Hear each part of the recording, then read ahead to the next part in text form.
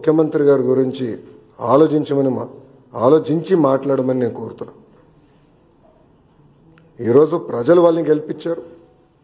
ఎవరికి రాని మెజారిటీలతో వాళ్ళు గెలిచి ఒక ముఖ్యమంత్రిగా ఉప ముఖ్యమంత్రిగా ఉన్నారు. వాళ్ళని కించపరిచే విధంగా మటుకు మాడితే మేము సహించాం. చాలా ఫర్మ్గా మేము కూడా మాడతాం. మిమ్మల్ని వదిలిపెట్టే ప్రసక్తే ఉండదు. గౌరవం అనేది ఇచ్చిపుచ్చుకోవాలి తప్ప ఏదంటే అది వాగితే మటుకు ప్రభుత్వం ఇక్కడ ఏదో కూర్చుని మేము వింటామనుకుంటే చాలా పొరపాటు పడతారని ఆయన కూడా తెలియజేస్తూ, ఇప్పుడు మీడియా మిత్రులకి ఏమైనా ప్రశ్నలు ఉంటే దానికి సమాధానం చెప్పేదానికి నేను సిద్ధంగా.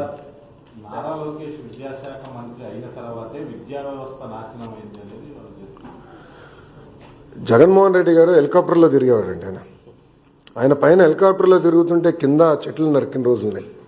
ఆయన హెలికాప్టర్లో తిరుగుతుంటే కింద ట్రాఫిక్ ఆపేసిన రోజులు కూడా ప్రజలు చూశారు. అందుకే వాస్తవాలు ఏం తెలీదు.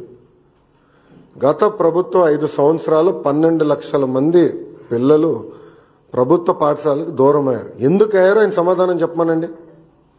ఐబీ స్కూల్ ఆయన పెట్టలేదు. ఐబీ వాళ్ళ దగ్గర ఒక రిపోర్ట్ తీసుకునేదానికి 5 కోట్ల రూపాయలు ప్రభుత్వం వృధా చేసింది. టోఫెల్ ఎక్కడ సక్రమంగా అమలు చేయలేదు. సిబిఎస్ఈ స్కూల్స్ తీసుకురాలేదు. సిబిఎస్ఈ ఎగ్జామ్కి మన పిల్లలు పంపిద్దామన్నారు. నేను మాక్ టెస్ట్ పెట్టా. నేను కూడా సిబిఎస్ఈ స్టూడెంట్. మాక్ టెస్ట్ పెట్టా. అది నేను చూసిన మాక్ టెస్ట్ నిర్వహించిన తర్వాత 90% మంది పిల్లలు ఫెయిల్ అయ్యారు. అప్పుడు నేను భయపడ్డా. ఎందుకంటే పిల్లలు రెడీగా లేరు. 3 సంవత్సరాలు పోస్ట్పోన్ చేసి పిల్లలు రెడీ చేద్దాం అనే లక్ష్యంతో పనిచేశాం. సో ఇప్పుడైనా వాస్తవాలు తెలుసుకుని ఆయన మాడితే బాగుంటుంది. అయినా ఇంత చర్చ జరగాలంటే శాసనసభకు రావచ్చు కదండి. ఎవరు రావద్దు అంటున్నారు ఆయన? ఏంటమ్మా? మీడియా మిత్రులు మీరందరూ ఒకటి గమనించాలి. రోడ్లపైన పోలీసుల సంఖ్య తగ్గింది. పోలీసులు పెద్ద కంపట్ల, పరదాలు లేవు. ఎవరంటే వాళ్ళు ప్రశాంతంగా రావచ్చు. ఆయన ఒక పులివెందుల ఎమ్మెల్యేగా ఆయన హక్కులు ఉన్నాయి. ఆ హక్కులను వినియోగించుకోవచ్చు. హౌస్కి రావచ్చు. ప్రజల సమస్యల గురించి అక్కడ ప్రస్తావించవచ్చు. కానీ నిన్న ఎప్పుడైతే భారీ మెజార్టీతో కూటమి గ్రాడ్యుయేట్ ఎమ్మెల్సీలు గెలిచారో ఆయన భయం పట్టుకుని బెంగళూరు నుంచి ప్రత్యేక విమానం వేసుకుని పరిగెత్తుకుంటూ వచ్చి ఈరోజు ప్రెస్ మీట్ పెట్టారు. 2 రోజులు మళ్ళీ బెంగళూరుకి వెళ్ళిపోతాడు. నాకు ఎలాంటి డౌట్ వద్దు మీకు. కరెక్ట్గా 2 రోజులు ఉంటే 2 రోజుల తర్వాత బెంగళూరుకి వెళ్ళిపోతాడు. సో రమ్మని చెప్పండి. ఆయన్ని రమ్మని చెప్పండి. చట్టాన్ని ఉల్లంఘించి ప్రతిపక్ష హోదా ఇమ్మంటారు ఆయనకి? ఇప్పుడు జగన్మోహన్ రెడ్డి గారికి చట్టాన్ని ఉల్లంఘిస్తాం బాగా అలవాటు స్వామి. అందుకే అన్ని కేసులున్నాయి ఆయన పైన. ఇప్పుడు రూల్స్ ఏం చెప్తుంది? పార్లమెంట్ కానివ్వండి, అసెంబ్లీ రూల్ బుక్ చాలా స్పష్టంగా 10% ఉండాలి అని చెప్తుంది. మళ్ళీ ఆయనే గతంలో చెప్పాడు కదా. గౌరవ ముఖ్యమంత్రి గారిని చూస్తూ ఆ గతంలో ఆయనే చెప్పాడు కదా, ఒక 4-5 ఎమ్మెల్యేలు లాగేస్తే ప్రతిపక్ష హోదా కూడా మీకు ఉండదు అని చెప్పాడు కదా.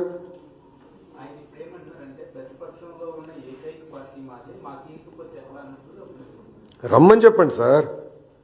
ఐ థింక్ రోల్ 11 వాళ్ళకి కేటాయించాం. రోల్ 11లో కరెక్ట్గా 11 మంది కూర్చోవచ్చు. రమ్మని చెప్పండి, చర్చిద్దాం.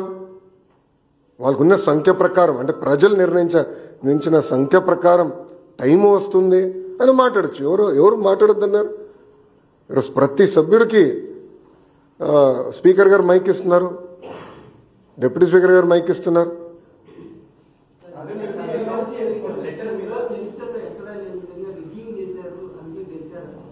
ఎవరన్నారండి? ఆయన అసలు ఆంధ్ర రాష్ట్రంలో ఉంటే కదండి స్వామి ఎన్నికలు ఎటు జరిగినాయో తెలిసేదానికి.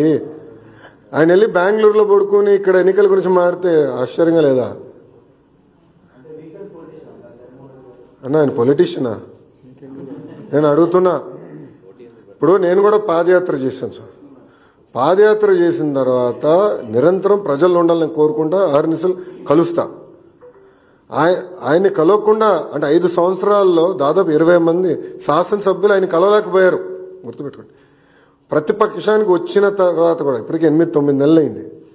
ఆయన సొంత కార్యకర్తలు కలవట్లేదండి. మళ్ళీ